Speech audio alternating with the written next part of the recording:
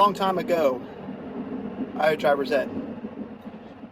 And it was great because in the public school I was in at the time, that was the second job for a lot of my teachers. And I got to ride with my 10th grade world history teacher 1 year later in 11th grade. And it was great because one of the best things I loved about his teaching was he was very philosophical. And he took the same idea into driver's ed instruction. And he was riding beside me in the car, and he would wax philosophical with, thoughts to really get me thinking while I'm trying to pass my testing for driving, which prepared me for future passengers in the car with me, of course, to have to be able to hold a conversation and focus on the road. But I do remember one of his quotes all these years later, and I've heard it since. And it basically goes like this: patience is what you pray for in the car behind you, but despise in the car in front of you. And it took quite a few more years for me to start to maybe think he wasn't talking about, first and foremost, talking about patience. After all, maybe more importantly, he was talking about perspective. You see, in the different seats in this car, you do have differences of perspective. For example, driving my daughter to her grandmother's just the other week, she got really frustrated with Daddy. Daddy, can't we go any faster? I have friends at Mama's I want to play with. You can see Daddy's perspective, which was, there's a tractor going really slow up ahead. Meanwhile, at the same time, my son, he just wanted a refill on his juice, and he wanted it now. He couldn't understand why Daddy couldn't take care of his needs right now.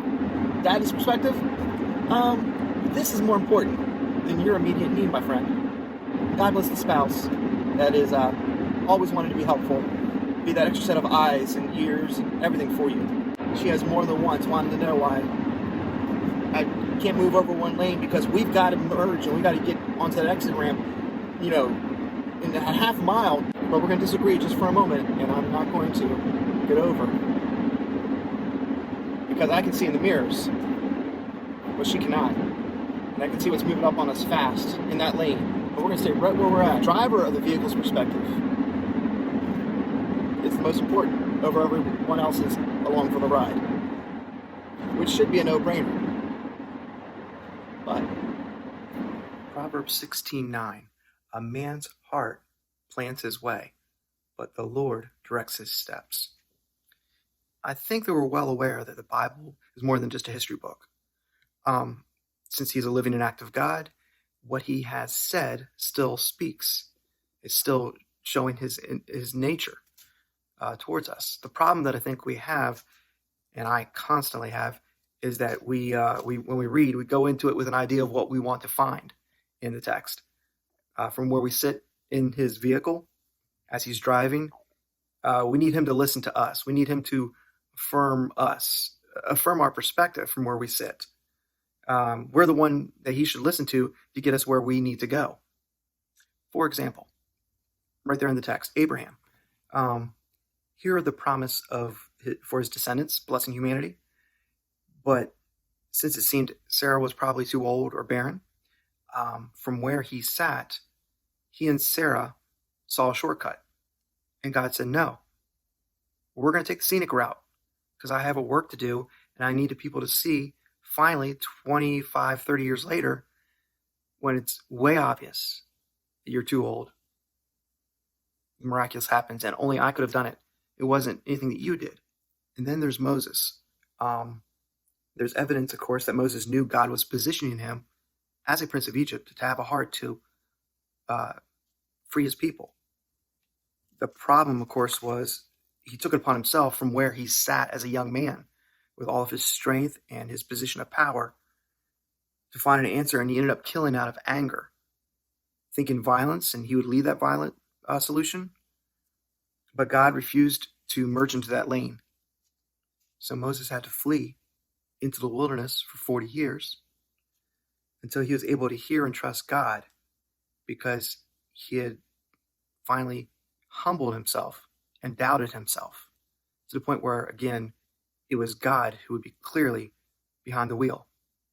And how many plans did the Apostle Paul make to visit certain lands and revisit certain churches he was writing to? We have these plans right there in his letters. But obviously, he's going to make these plans because he's got a God-given passion to further the kingdom, only to not get there because the same God had positioned him to actually detour him. Paul's plans were worthy, but from where he sat, he was just a man. He could not see down the road like God could. And he could not actually see what would be ultimately more effective, even to the point of being taken off the road and put in chains. Because from that seat, he could spend the time to bless every generation that would read his words since. How this looks right now, for example, in my own family situation, past couple of years have been kind of a real test of faith with God. Where are you taking my family? And my wife and I are just wondering what his plan was and what he was doing, where he was driving us. But we couldn't see 2020 coming up fast in the rearview mirror like he could. And he put us exactly where we needed to be today. So if I may, my encouragement for this week for us is this. I pray we can recognize our perspective.